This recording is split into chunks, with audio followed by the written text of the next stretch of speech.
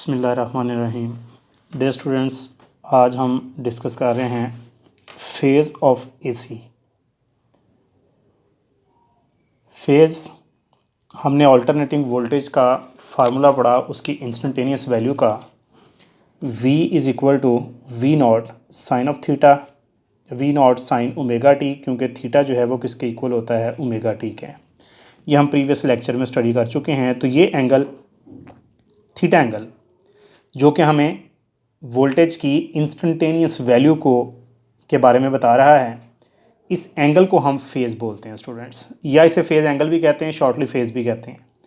यानी the angle which specifies या describe the value of instantaneous value of alternating voltage. ऐसा angle जो कि ऑल्टरनेटिंग वोल्टेज की इंस्टेंटेनियस वैल्यू के बारे में बयान करता है या बताता है, उसे हम फेज़ का नाम देते हैं। तो स्टूडेंट्स, इसमें हमारे पास कुछ चीज़ें हैं, जैसे कि ये मैंने एक ऑल्टरनेटिंग वोल्टेज का ग्राफ जो है वो प्लॉट किया। एंगल इस तरफ थीटा है और ये हम प्रीवियस लेक्चर में स्टडी कर चुके हैं। यहाँ पे एंगल 0, यहाँ पे पाई/2, यहाँ पे पाई, यहाँ पे 3 पाई/2, यहाँ पे 2 पाई। तो इसी एंगल को हम स्टूडेंट्स फेज़ का नाम देते हैं। पॉजिटिव पीक पर देखें, ये ऑल्टरनेटिंग वोल्टेज का पॉजिटिव पीक है, यानी कि जो वेव फॉर्म है उसमें पॉजिटिव पीक है। पॉजिटिव पीक पर हमेशा फेज़ जो है यानी एंगल कितना होगा, पाई/2 यानी 90। नेगेटिव पीक पर फेज़ जो है वो हमेशा 3 पाई/2 यानी 270 डिग्री। ये नेगेटिव पीक, यहाँ पे एंगल जो है वो 3 पाई/2 यानी 270 डिग्री है। और जहाँ पर ग्राफ जो है वो हॉरिजॉन्टल एक्सिस यानी एक्स एक्सिस को जो है वो उसके ऊपर ग्राफ है, तो वहाँ पर इस जगह पे तो वहाँ पर फेज़ होता है 0 और पाई 180 डिग्री को कहते हैं। लिहाजा पॉजिटिव पीक पर, नेगेटिव पीक पर और हॉरिजॉन्टल एक्सिस के ऊपर जो है फेज़ जो है, इस एंगल को हम स्टूडेंट्स फेज़ का नाम दिया करेंगे, क्योंकि ये हमें ऑल्टरनेटिंग वोल्टेज की इंस्टेंटेनियस वैल्यू को बता रहा है। तो अब हम फेज़ लैग और फेज़ लीड को डिस्कस करते हैं स्टूडेंट्स। फेज़ लैग और फेज़ लीड, जनरली लैग पीछे रह जाने को और लीड आगे निकल जाने वाली चीज़ को कहते हैं। इसको समझने के लिए हम फर्स्ट करते हैं, हमारे पास यहाँ पे दो ऑल्टरनेटिंग क्वांटिटीज़ के ग्राफ बने हुए हैं। ये हमारे पास एक ऑल्टरनेटिंग क्वांटिटी है जिसका नाम है 1, ये उसका ग्राफ है, और ये एक ऑल्टरनेटिंग क्वांटिटी है 2, ये उसका ग्राफ है। ये ऊपर मेंशन किया हुआ है, ये 1 है, ये 2 है। इस पॉइंट को A, इस पॉइंट को B, ये C, ये D और इसको E का नाम दिया। स्टूडेंट्स, 1 के जो फेज़ हैं वो मैं ऊपर लिख रहा हूँ, और जो 2 जो ऑल्टरनेटिव क्वांटिटी है इसके फेज़ को मैं नीचे लिख रहा हूँ। तो यहाँ पे 0 है, यहाँ पे उसकी पीक है तो पाई/2, यहाँ पे 180 यानी पाई, यहाँ पे 3 पाई/2 और यहाँ पे 2 पाई। ये ऊपर वाला जो है ये सारे के सारे फेज़ किसके हैं, ऑल्टरनेटिव क्वांटिटी 1 के, point A, B, C, D और E पर। जबकि नीचे वाली क्वांटिटी देखें जो 2 है, इसका A पर जो फेज़ है वो 3 पाई/2 है, क्योंकि ये उसकी नेगेटिव पीक है। तो अभी मैं आप लोगों को बता चुका हूँ कि नेगेटिव पीक पर जो है वो एंगल हमेशा कितना होता है, 3 पाई/2। तो ये नेगेटिव पीक पर 3 पाई/2, उसके बाद बढ़ता हुआ यहाँ पे इसको हम 0 कहेंगे, और 0, और उसके बाद यहाँ पे हमारे पास जो है प्लस पाई/2 यानी इसका 90, फिर आगे 180 यानी पाई, उसके बाद ये हमारे पास 270 यानी 3 पाई/2 और उसके बाद इसका आगे 2 पाई आएगा। तो स्टूडेंट्स, हमने दोनों क्वांटिटीज़ के ग्राफ जो है वो यहाँ पे बनाए, 1 के भी और 2 के भी, और उनके फेज़ को भी यहाँ पर हमने जो है वो मेंशन किया। अब पॉइंट B पर हम डिस्कस करेंगे तो ज़्यादा इजीली समझ आएगी। पॉइंट B पर जो ऑल्टरनेटिव क्वांटिटी 1 है, जिसको मैं कह रहा हूँ 1, सिंपली फेज़ ऑफ 1, तो वो कितना फेज़ है, ये ऊपर वाला यानी पाई/2 एंगल को कहते हैं फेज़। और पॉइंट B पर ही जो ये 2 जिसको मैं नाम दे रहा हूँ उसका फेज़ क्या है, 0। लिहाजा हर पॉइंट पर यानी A पर भी, B पर भी, C पर भी, D पर भी, E पर भी, लेकिन मैंने सिर्फ B को जो है वो यहाँ पर वजाहत की है, तो B पर 1 का एंगल ज़्यादा है, 2 का एंगल क्या है, कम है। तो 2 का एंगल उससे कितना कम है, पाई/2 स्टूडेंट्स किसको कहते हैं, 90 डिग्री को, तो 90 डिग्री उससे कम है। लिहाजा फेज़ 2 का एंगल हर पॉइंट पर 90 डिग्री उससे कम होगा। लिहाजा AC2 यानी सेकंड जो क्वांटिटी है, लैग्स पीछे रह रही है AC1 से बाय 90 डिग्री हर जगह पर, यानी कि सिर्फ B पॉइंट पर नहीं, यहाँ पर भी 90 का फ़र्क है दोनों का, यहाँ पर भी दोनों का 90 का फ़र्क है। तो इस तरह से ये इनका जो फेज़ डिफरेंस है ये हमें बता रहा है कि कौन सी चीज़ आगे जा रही है, कौन सी चीज़ पीछे रह रही है। तो फेज़ टू, हम टू को अगर चेक करेंगे तो सेकंड जो हमारे पास क्वांटिटी है उसका फेज़ कम होने की वजह से हम कहेंगे कि वो लैग कर रही है किससे, क्वांटिटी वन से कितना लैग कर रही है, एंगल 90 पर, पीछे रह जाना, लैग कर जाना। मज़ीद हम अंडरस्टैंड करते हैं दूसरी एग्जाम्पल के साथ। ये हमारे पास ग्राफ है, ये वही ऑल्टरनेटिव क्वांटिटी वन का ग्राफ है स्टूडेंट्स, और ये ऊपर 0, π/2, पाई, 3π/2 एंड 2 पाई इसके मेंशन किए हैं। ये ऑल्टरनेटिव क्वांटिटी टू का ग्राफ मैंने यहाँ पर पॉजिटिव पीक से स्टार्ट किया, प्रीवियस में मैंने इसको नेगेटिव पीक से स्टार्ट किया था। तो ये टू का हमारे पास ग्राफ ये बना हुआ है।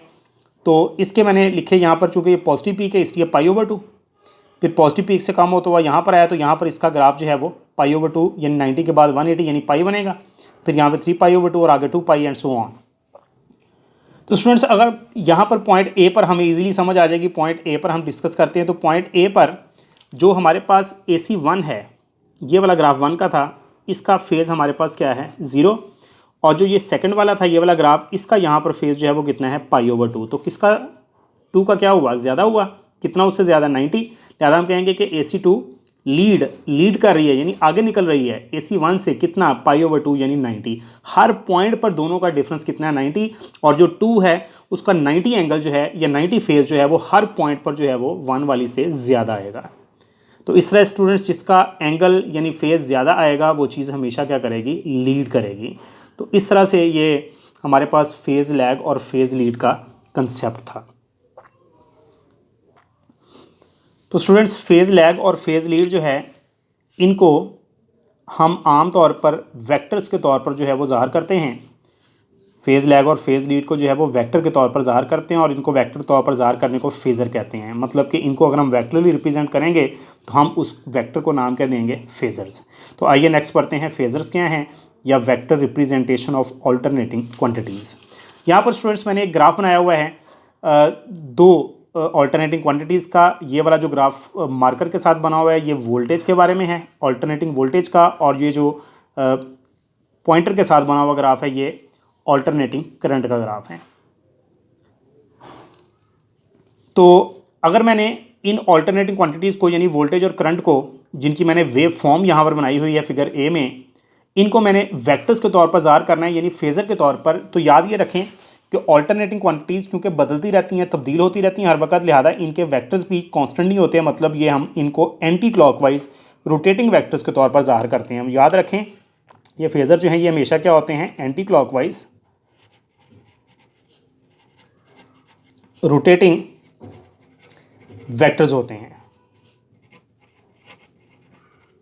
तो ऑल्टरनेटिंग क्वांटिटीज़ को हम एंटी क्लॉकवाइज रोटेटिंग वेक्टर्स के तौर पर ज़ाहिर करते हैं, जिसे हम फेज़र कहते हैं।